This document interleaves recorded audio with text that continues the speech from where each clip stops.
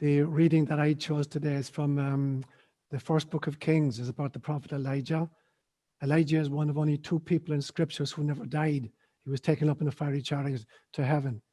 But he lived in a time of a theocracy when the law of the land and the law of God were the same thing, interchangeable. And in actual fact, when you read his life story or read the book, you know, he was a very, very violent character.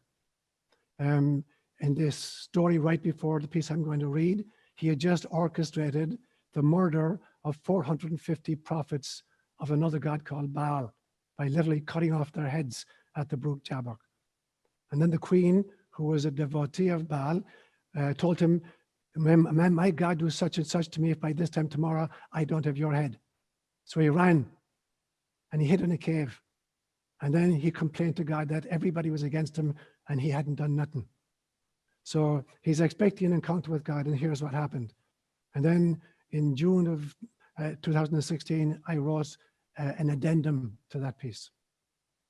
So from the first book of Kings. The Lord said to Elijah, "Go out and stand on the mountain in the presence of the Lord, for the Lord is about to pass by." Then a great and powerful wind tore the mountain apart and shattered the rocks before the Lord. But the Lord was not in the wind. After the wind, there was an earthquake, but the Lord was not in the earthquake. After the earthquake came a fire, but the Lord was not in the fire. And after the fire came a gentle whisper. When Elijah heard it, he pulled his cloak over his face and went out and stood at the mouth of the cave. And 4 years ago, I wrote this reflection on it.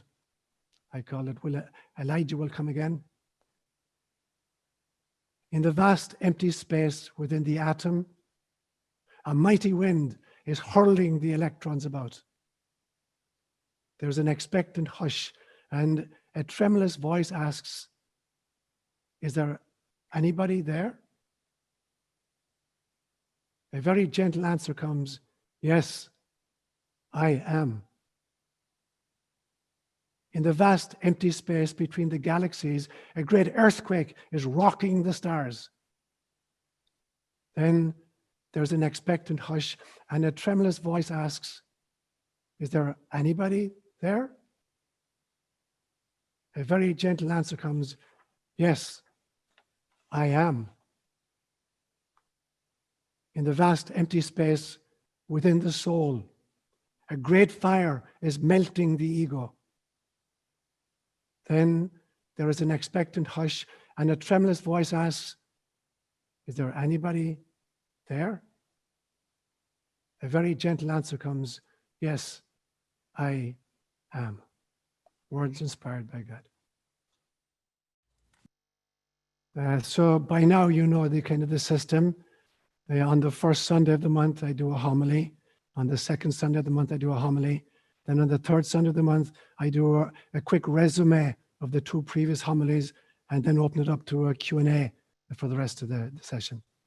And so today then I want to just give you a very brief recap on the homilies of November 1st and November 8th, and then open it up to Q&A for everybody. So on November 1st, given that it was the week of All Saints, All Souls, and all the Saints of Ireland, November 1st, 2nd, and 6th, I talked about, do you believe in an afterlife? And basically, I looked at 4 different possibilities. So I go through them very quickly, and then talk about the homily from last Sunday, and then we'll open it up. So the question I was asking myself and you was, do you believe in an afterlife? And I looked at 4 different versions of an afterlife. The first one was the view, I call it the secularist view. It's the view favored by atheism, by materialistic science, and by hedonism of every kind. And it's very simple, very straightforward. There's no pre-life. There was nothing before a conception, and there's nothing after death. There's a very short shelf life of 80 to 100 years, during which time you're involved with consumerism, conflict, and paying taxes. And that's pretty much it. So it's a very, very dour notion of an afterlife and even of life itself. So in the meantime, you just have to figure out that the winner is the guy who dies with the most toys. That's basically the notion. Then I looked at the notion of the monotheistic versions of an afterlife, particularly Judaism, Islam, and Christianity, with the focus particularly on Roman Catholicism and its teachings. And according to this teaching, there is no such thing as a pre-life. Souls do not exist until a zygote is formed by the union of a sperm and an egg, and then God creates a brand new soul and infuses it into the zygote. So there's a new soul comes with the zygote. So there is no pre-life, but there's an eternal post-life. So we get one incarnation, you die only once, and you're part of what I would call a one-sided infinity. You begin at zero, at conception, and you go 1, 2, 3, 4, 5, 6, 7, right into infinity. You continue to exist forever and ever, amen, once you've started. And after the death at that one incarnation, there's a judgment. And then there are 4 results of the judgment. You either go to heaven, you go to hell, you go to limbo, if you're an unbaptized baby, or you go to purgatory. And wedded to that is the notion of the communion of saints, that 3 parts of this equation are able to talk to each other, influence each other, and pray for each other. And Catholicism calls that the communion of saints. So people in heaven, people in purgatory, and people on earth are able to intercede for each other. And the titles they give to these 3 groupings are really horrific titles. They're very militaristic. So there's the church triumphant in heaven, and the church militant on earth, and the church suffering in purgatory. So that's basically kind of the afterlife version of the monotheistic religions. The third version I talked about was the version of Eastern religions. And for Eastern religions like Buddhism and Hinduism particularly, there's a pre-life, there's a pre-existence which is eternal. The soul always was, and the soul always will be. But there are different phases to this.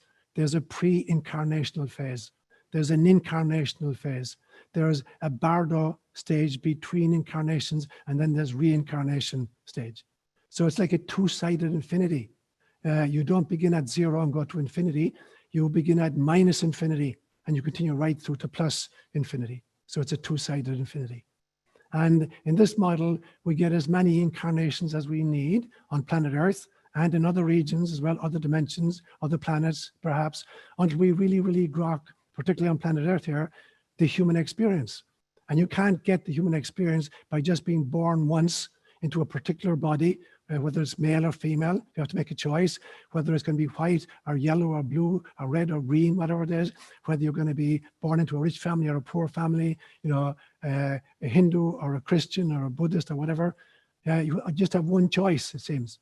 So with multiple incarnations, you get as many configurations of the human experience as you want. And so I've used the example of a chess. In any chess game, there are 10 to the power of 123 different possible moves. But you're only going to make 80 moves in a typical chess game. And that's like one incarnation. You can make 80 moves, but you don't understand chess if all you do is play one chess game. And so according to this Eastern model, we reincarnate again and again and again until we finally understood the human experience and learned how to love anyway in all circumstances and in all configurations. And the Buddhist equivalent of the communion of saints would be the Bodhisattva vow, where beings who have worked off all of their own karma keep coming back in order to wake up the rest of us. The Mother Teresa's, perhaps, the Teresa of Avila's, the Jesus Christ, the Buddha figures, that they keep coming back until all sentient beings awaken to their true Buddha nature. So that would be the third version of an afterlife. And the fourth version I mentioned was the view of what I call a mysticist. This was a term I coined many, many years ago. A mysticist is a cross between a mystic and a scientist. It's somebody who is au fait and conversant and expert in both the sciences and the metaphysical, and can cross-fertilize them to their mutual benefit, what Carl Jung would have called a Gnostic intermediary. And I had the good fortune of meeting such a mysticist. There are people like Tyler Desjardins, but I actually met a living mysticist, Edgar Mitchell, the 6th man to walk on the moon, the Apollo 14 astronaut, who on his way back from the moon had a samadhi, nirvikalpa samadhi experience, an experience of total oneness with all that is. And I had an opportunity of actually speaking with him on one occasion when I was invited to give a presentation on my prayer study at the Institute of Noetic Sciences, and got to spend one-on-one time with him. And he talked about something which he wrote about subsequently. He called it the quantum holographic theory of physics. And in some senses, it's the macro version of what John Bell, the Irish physicist, came up with in the 1960s, his theory of entanglement, that two subatomic particles, once they're paired and then separated even by the width of the cosmos, if you make a change in one of the subatomic particles, the other one instantaneously changes. And he called this entanglement. Now, Edgar Mitchell talked about entanglement at a macro level, that everything in the universe, since we're all stardust anyway, everything comes from a unity. And I made the point that in 5 minutes of sunlight, there is more information beamed through light onto planet Earth than is contained in all of the archives and all of the museums and all of the libraries on planet Earth, every 5 minutes. And I made the claim that, in my opinion, sunlight and light is the primary driver of evolution on our planet. As information comes in, it interacts with our DNA. And so the DNA is actually a receiver and a transmitter of information. And it's interesting that when we are communicating with our satellites in space, we're using exactly the same frequency of the DNA. And so in this system then, in a sense, all beings are connected to each other. So this would be like the kind of the scientific version of the communion of saints. You know, I would call it the entanglement of souls. And so entanglement gives a sense of kind of confusion. I would prefer actually the kind of intercommunication of souls, or the interdependency of souls. And so even at the scientific level, we know that beings everywhere, whatever dimension they're in, when we think about purgatory or heaven or planet Earth or whatever, they're all connected with each other. And I just got this notion this morning as I was thinking about this homily that this for me may actually be an explanation for astrology. You know, this notion that somehow our birth chart, where we're born and when we're born and where the planets were located, somehow affects us. When you think about it, if all matter is frozen light, and light is the medium for information exchange, it means that all of matter throughout the entire universe is exchanging information with everything else. So why would it not be possible that all of the stars and all of the planets everywhere are also contributing to the DNA of beings on planet Earth, just as the sun is doing? So maybe astrology isn't that crazy. Maybe in fact that the entire cosmos is conspiring to allow you to become who you are meant to become. So my conclusion at the end of that homily was that I don't believe in an afterlife, because life never ends. So there is no after, and there's actually no before. There's only an is that always was and always will be. So there's this one eternal force that's moving through all of manifestation. It has different phases. There's a pre-incarnational phase of this life. There's an incarnational phase of this life. There's a between-incarnational phase. There's a post-incarnational. There's a reincarnational phase. But it's the same life force that's moving through rocks and flowers and human beings and extraterrestrials. It's the life force of God. So that was my homily of 2 weeks ago. Then last week, I wanted to examine the question of whether my spirituality or my cosmology or my belief system is merely a sectarian shrub, or could I make it the tree of life, a world tree? So I started with the reflection. Last Sunday was an anniversary for me. It was the 48 years to the day from when I landed in Kenya in 1972 as a young Irish missionary, intent on, saving Africa through the light of Christianity, only to realize that Africa had its own very, very, very deep spirituality, and beginning to cross-fertilize the spirituality of Kenya and the spirituality of Irish Catholicism. And for 14 years, cross-fertilizing these two wisdom traditions, and then reading. And I wrote my first book there, a book I called ÓLaoire Ní Níní, What Does Truth Mean? And I set it in the form of a story where a Christ child visits a village in East Africa over the course of a week and interacts with the children who are herding goats and cattle. And they're asking him questions and he's answering their questions. And in some senses, it was an effort to kind of encapsulate my own cosmology in 1983. At that stage, I was there, 11 years in Kenya at that stage. Since then, I've continued to try to prune my understanding, to graft new branches from other mystical traditions onto it, in order that I not, espouse what's simply a sectarian shrub when there's the possibility of embracing a world tree or a tree of life. And so in a book I just finished last year called Setting God Free, that hopefully will be published in 2021, I'm trying to update my own spirituality to try to look at something which is a faith which is not a cultural faith, but faith in the ineffable source. A faith that's a kind of a love-based mysticism rather than a fear-based fundamentalism. I'm trying to look at the notion that we have created God in our image and likeness. There's violent, vacillating divinity who wipes out all of creation in a flood and takes sides in warfare. And instead to realize that instead of creating a God in our own image and likeness, we need to rediscover the God in whose image and likeness we, in fact, are made. So that's where I was going last week. And I looked then at the notion of the origin of life with this new kind of understanding. And the realization that, in a sense, that God creates or manifests in order to experience that which is not herself, which is just a game, because there is nothing which is not God. But in order to generate experiences, she has to play this game of hide and go seek with herself. And so she creates these, what I call holographic fractals. Hologram being an entity, every part of which contains the totality of itself. So if you have a hologram, a photograph, it appears to be three-dimensional. If you cut off a corner, all of the information of the totality is contained in the tiny bit that you cut off. And the fractal is simply a pattern that repeats at an infinite number of scales. And that is who we are. Every life form is a fractal of the divine at different scales. So the way in which a rock is God is different from the way in which a plant is God, or the way in which a human is God, or the way in which an ineffable source is God. They're fractal, bite-sized pieces, but they're holographic. And I made the contention that God doesn't actually create, but rather manifests. And I used the example of a daffodil in my fields, that the bulb out of which the stalk grows that gives birth to the flower, it's not that the bulb creates the stalk and that the stalk creates the flower. In the bulb itself, all phases are always present.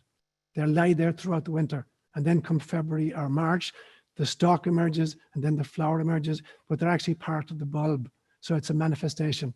And I made the claim that even human parents do not make a baby. The human parents contribute the material for a spacesuit, but the baby is a result of a three-way contract between the father, the mother, and the child, a soul contract. This is how the soul agrees to come in, and they just contribute, kind of the potter, the clay. I use the example that, all of manifestation happens through light and sound, light and logos. Light creates the stuff, the matter. So all matter is literally frozen light, and the sound is that which gives form to the matter.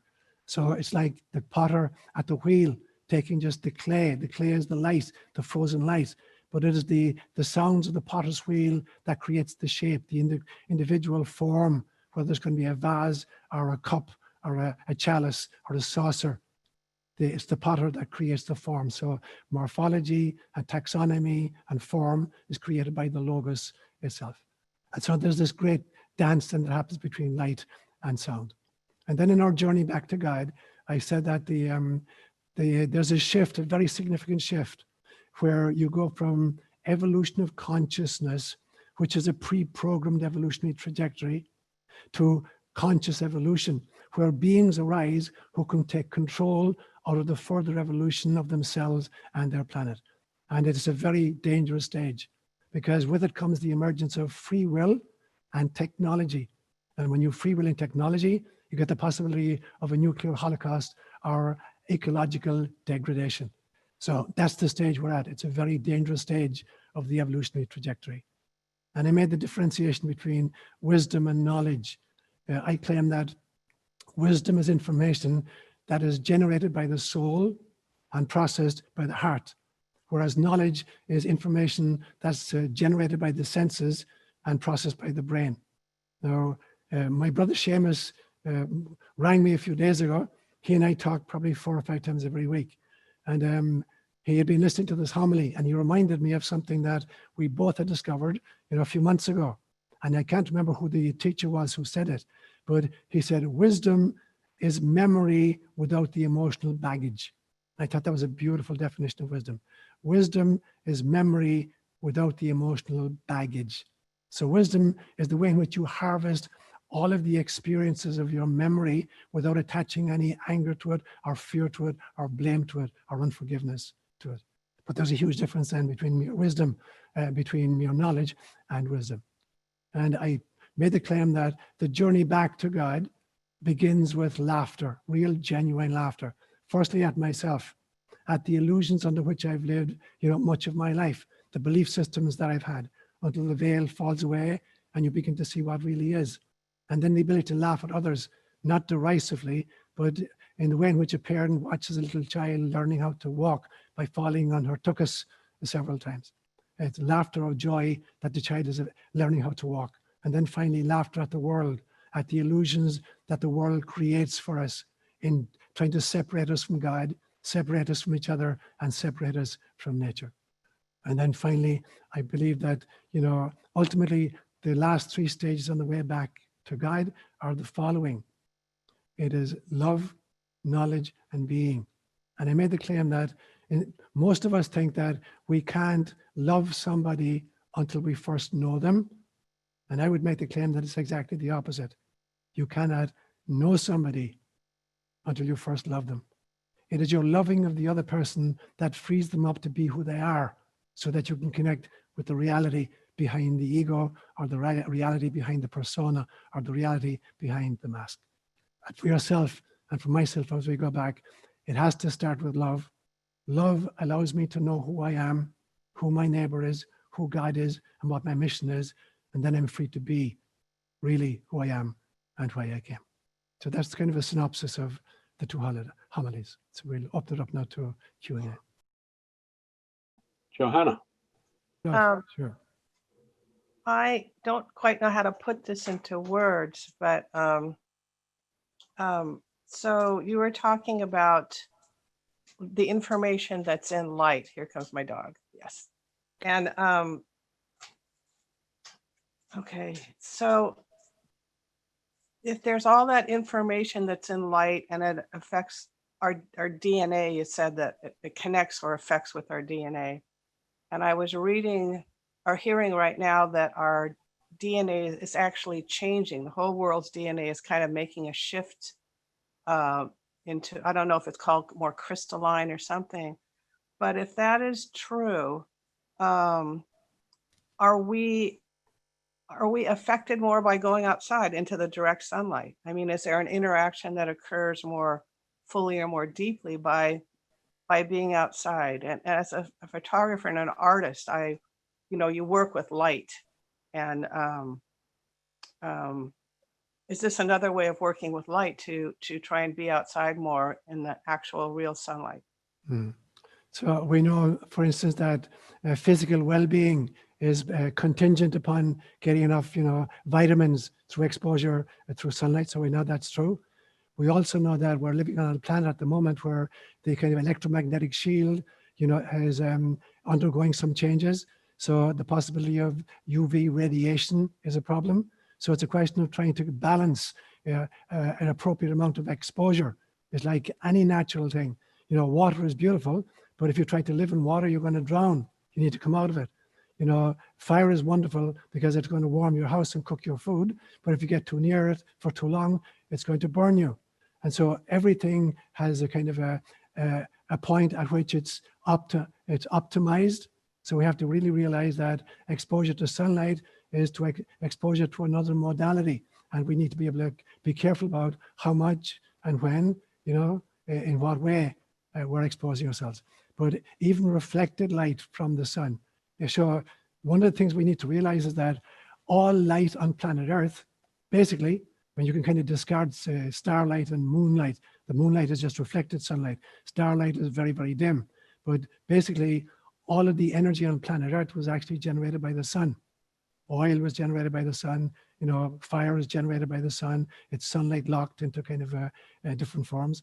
So all energy on the earth itself is basically sunlight, and all light is sunlight. So as I stand here in my sitting room, you know, I'm not in direct sunlight, but there are 64 windows in my house, and there's not a single curtain anywhere in my house. And so the light is coming no matter where I'm in. There's light coming through, but it's not the sun beaming directly on top of me, but I'm getting the benefit of reflected light. So the question then becomes, in what kind of modality, you know, and what kind of exposure am I giving myself? But I guarantee you that it's affecting the DNA of the individual people and of the planet itself. And the planet itself, you know, we think that planet Earth is just revolving about the sun. That's not the only movement. The sun itself is revolving in the Milky Way galaxy, and it's not going around in a circle. If you remember as a small child, when you went to the roundabout, you know, when you were sitting on these horses, that the carousel is going round and round and round. But if you remember, the horse is not just going around in a circle, it's going up and down. It's undulating as you go up and down. And that's actually, you know, how our solar system is moving throughout the galaxy. It's not going around in a huge circle around the black hole at the center of the galaxy. It's undulating, and it's going through regions of space, sometimes that it won't visit again for 11,000 years. And so it's subject to different forms of solar interactions. And from the esoteric literature, it seems at this stage, we're entering a phase of that carousel, the dipping and the rising, which is exposing us to a different form of energy, which is affecting the DNA of the planet and individual human beings. Now, having said that, we still have a free will as individuals, as cultures, and as a species. We can work with this, or we can use this as a weapon. So again and again and again, it's the soul's connection to the energy which is important. How am I choosing to use this? Am I going to choose to use this to access my mystical, spiritual core, or will I find some way of weaponizing this so I get the kind of a leg up on the opposition? I'm fascinated about Elijah. I would like if you would illuminate me on how Elijah could kill so many people one day and be liberated the next day. Right. So, or maybe they beamed him up to punish him. I don't know. Great. So I have a theory, Peter, about this. So historically speaking, he arrived on the scene about 800 years before Christ. So in some senses, he's a man of his time. He's embedded in a theocracy where the alleged law of God is also the law of the land. So he's constantly meddling in political affairs with the kings of the area and then with the other prophets. And on one occasion, so this is 450 years after the Exodus. And so allegedly it was the God Yahweh who had taken the Israelites out of exile in Egypt. But he was a war god. He didn't seem to know diddly squat about agriculture. So after 400 years, the people are saying, you know, we're getting famine after famine after famine, drought after drought after drought. Maybe we need to, you know, pick a different god, somebody who's into agriculture. So they started following a different god called Baal. And at this stage, Elijah, who gave himself, it's actually a nickname. In Hebrew, it is Eliyahu, which means Yahweh is my God. You guys can have Baal as your God. My God is Yahweh. So he challenges the prophets of Baal to a contest offering on top of the mountain. And he says, you slaughter a bull and put him on your altar. I slaughter a bull and I put him on my altar. And you pray to your God to bring down fire to consume the Holocaust. And see what happens. And so they're praying and they're praying and they're jumping around and they're piercing themselves with arrows and they're drawing blood and nothing happens. And Elijah says again, no, stand back, you had your chance. And he looks up to heaven and says, God, I know your God, you know your God, go for it. And fire comes from heaven and consumes the Holocaust. And Elijah says, go grab him. And they grab the 450 prophets and they take them down to the brook Jabbok and they cut their throats. Okay.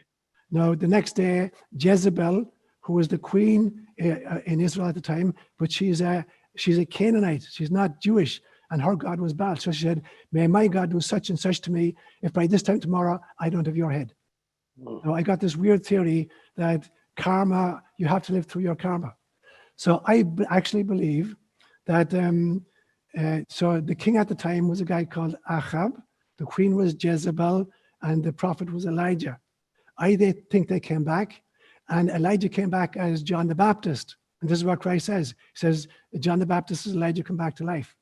I think that King Herod at the time of Jesus was Achab come back, and that Herodias, the queen's wife, was Jezebel come back, and now they want their vengeance on John the Baptist, Elijah. And what do? They cut his head off. And so after 800 years, karma has resolved itself that Elijah has been visited with the same end, that he visited on the 450 prophets. So in some senses, you can't escape your karma. Now, it's not a punitive mechanism. It's a mechanism which we get the opportunity to learn from our mistakes.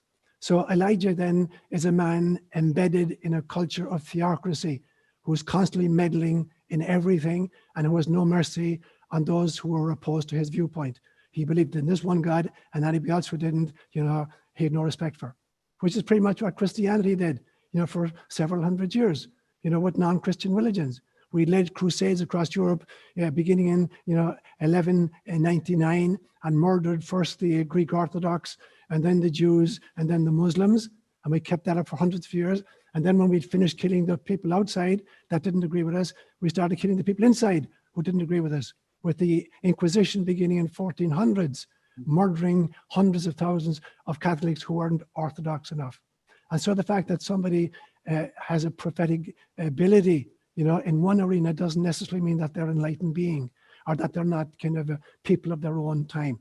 I presume if Elijah were alive today, he'd be singing a different song. He'd be reacting very differently. And so we have to learn from the mistakes of even our prophetic antecedents and realize they were people of their time.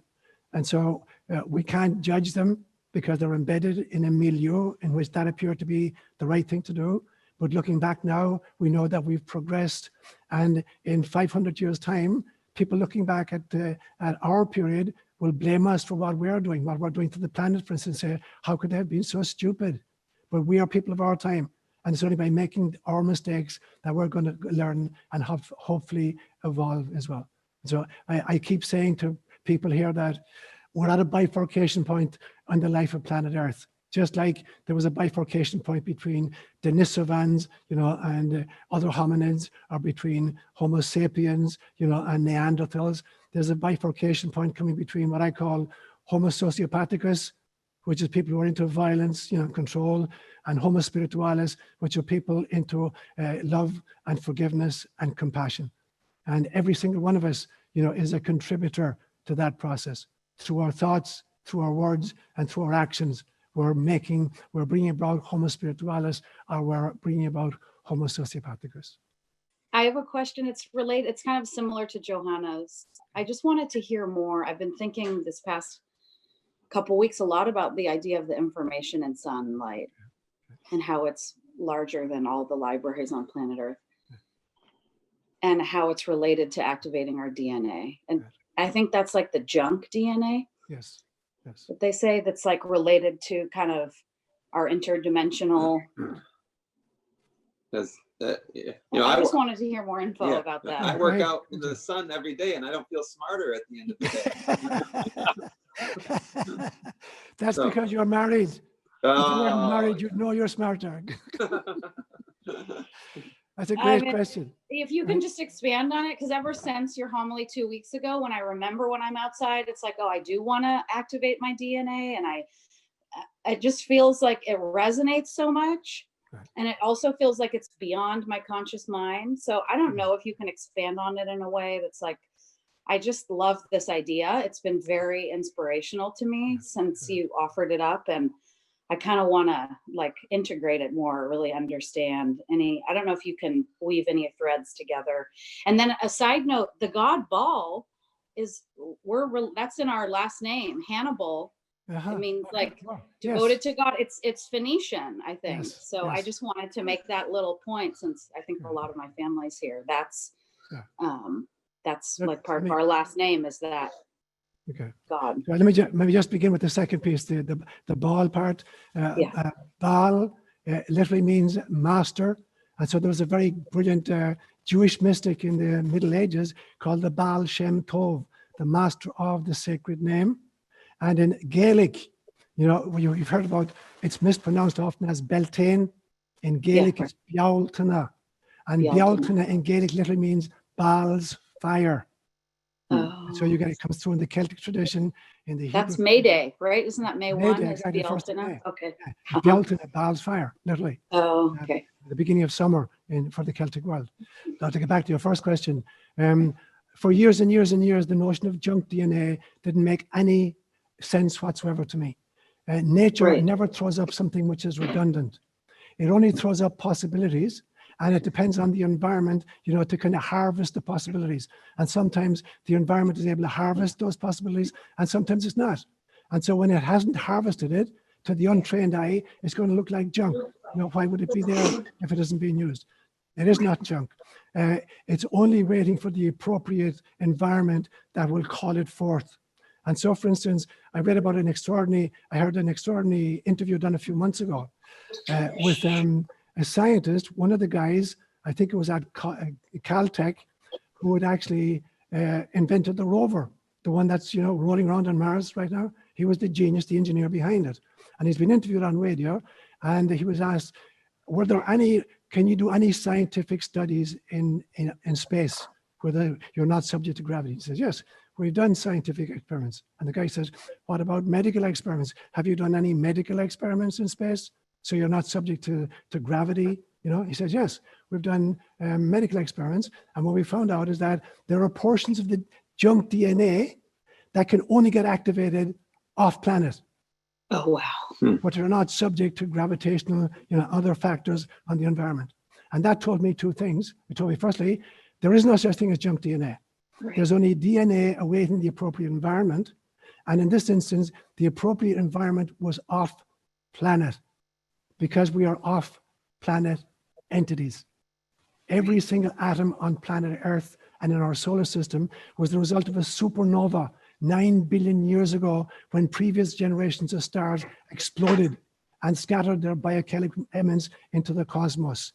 And we are, every solar system, the planets and the individual species on the planet are literally reconfigurations of those elements that got scattered. And so there are some parts of our DNA that can only get activated off planet.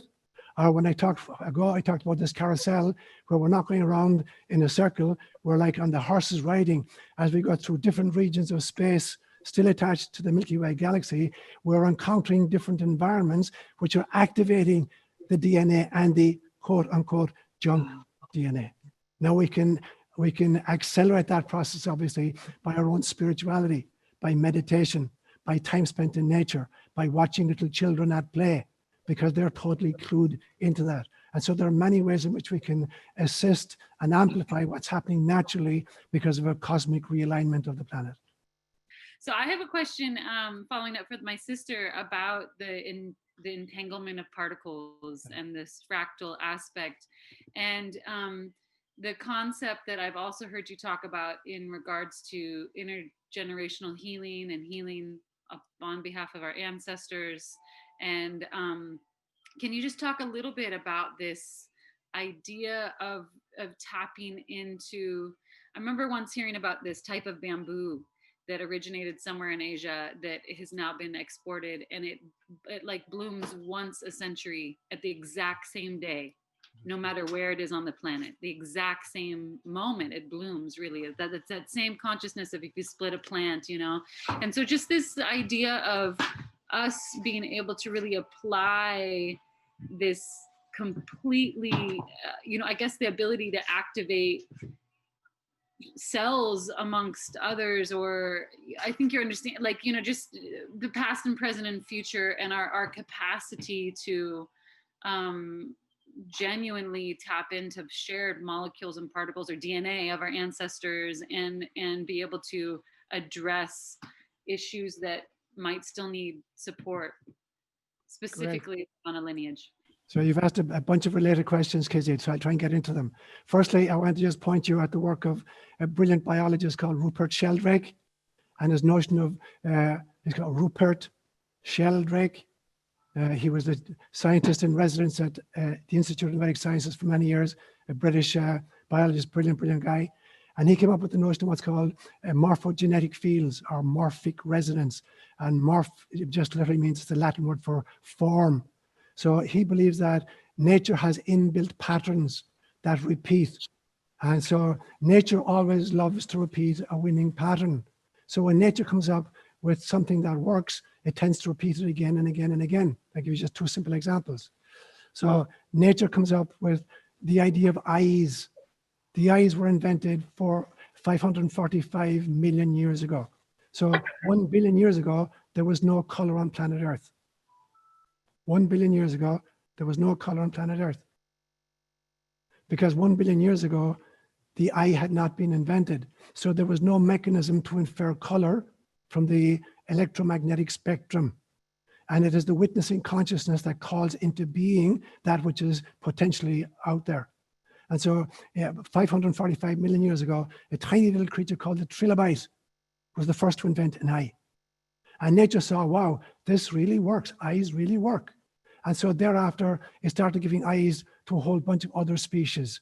I know you look at, any reptile, any amphibian, any mammal, any hominid, we all have eyes because they figured out eyes work. So nature will always repeat winning patterns. Once it's come up creatively with a new pattern and it's a winning pattern, it keeps repeating it.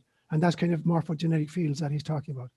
Now, a second pattern that nature came up with at some stage was the idea of family. And this wasn't always present. When you look, for instance, at reptiles have no sense of family. A turtle lays eggs in the sand, buries them, and that's her total commitment. She's not even there when they hatch. She doesn't feed them or protect them in any way.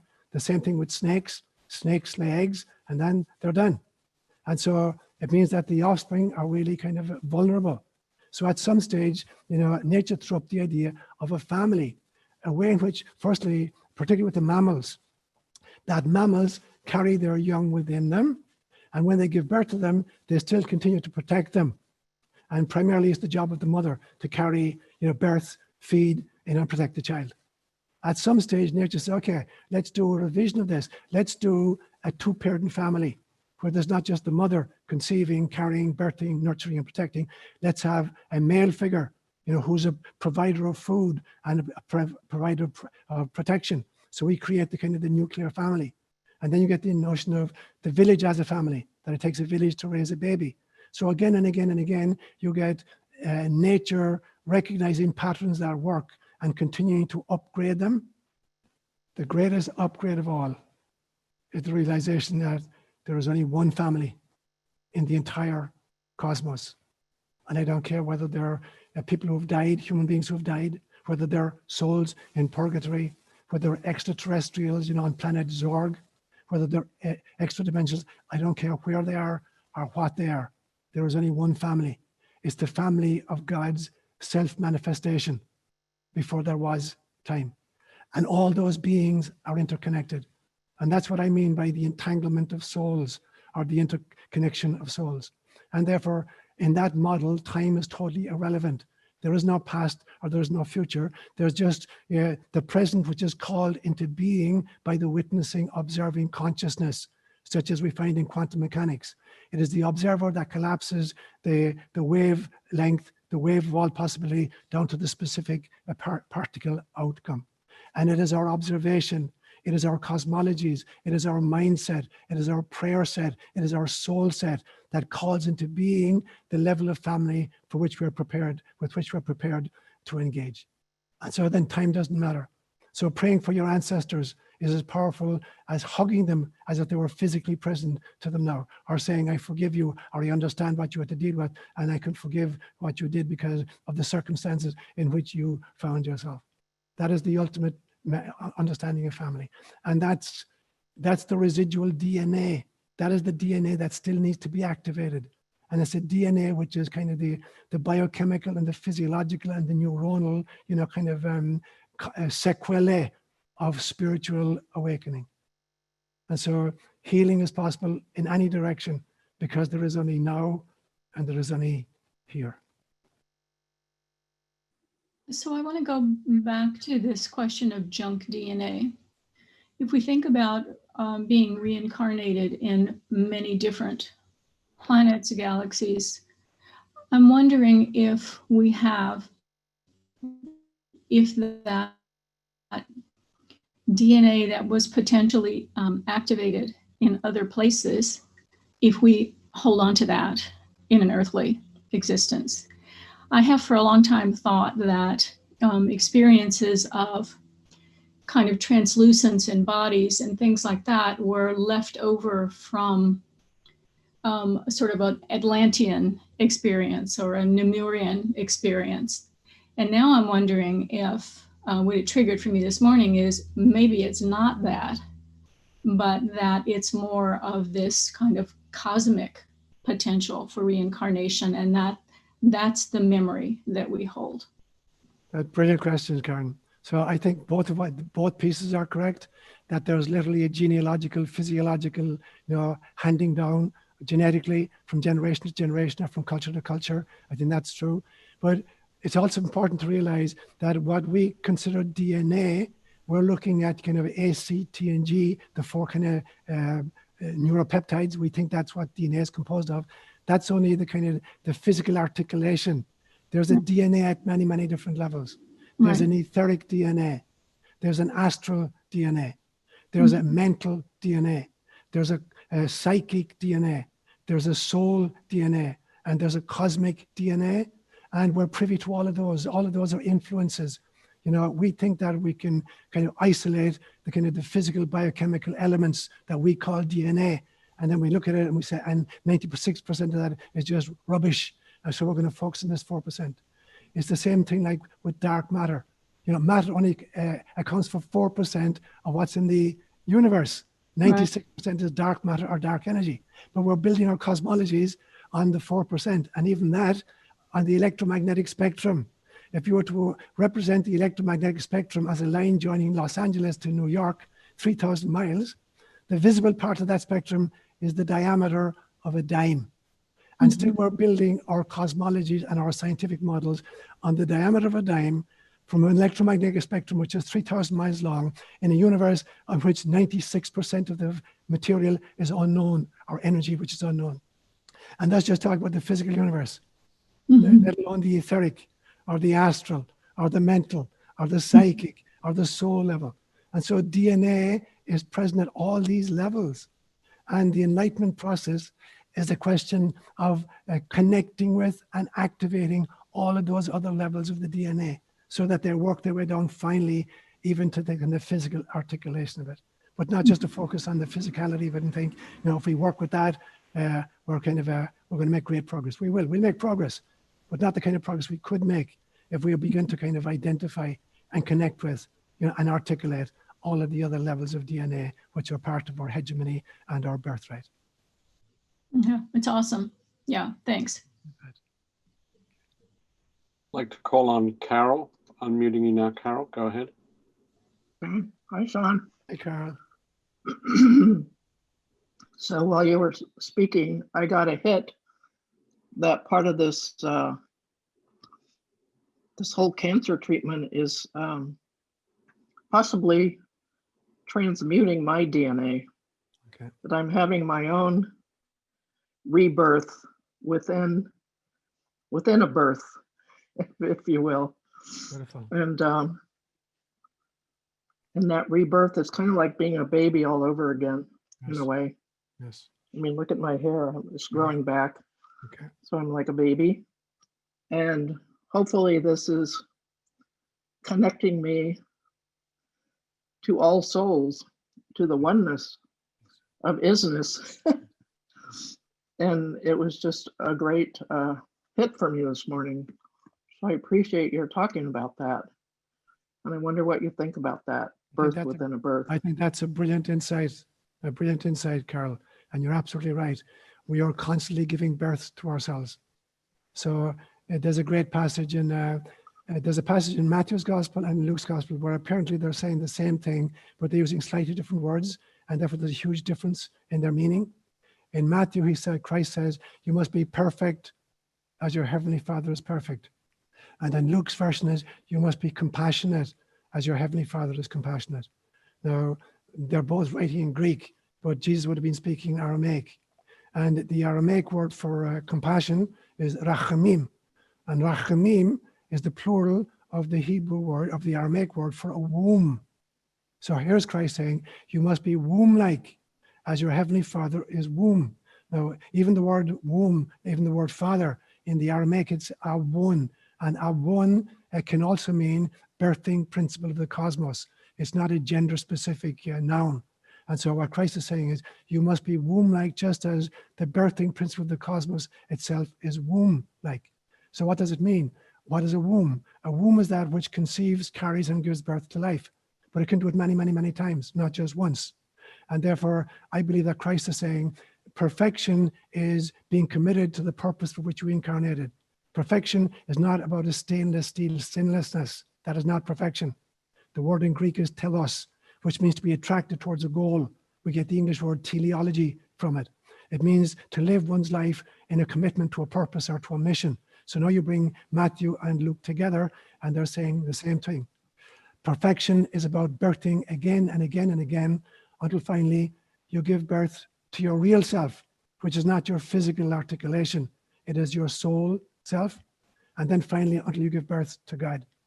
And Meister Eckhart said it so powerfully in the 1300s when he said, of what value to me is it that my God was born of a virgin 1300 years ago? If he's not born again in my time and in my heart, every single one of us is meant to be the mother of God. And so you're giving birth not just to Carl, the real Carl, you're giving birth to God. That's your journey. So don't stop giving birth until you give birth to God. Patricia Cota Robles, I consider her an avatar, just like I consider you, Seán.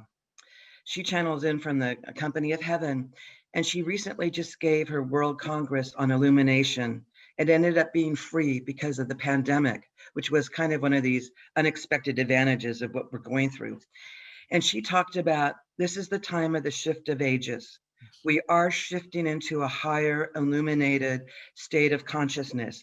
We are getting these crystalline solar bodies, etherically, mentally, even emotionally, and that we're going to shift into our 12-strand DNA.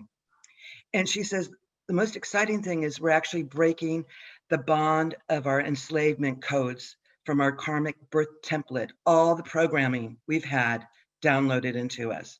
And we're breaking through that.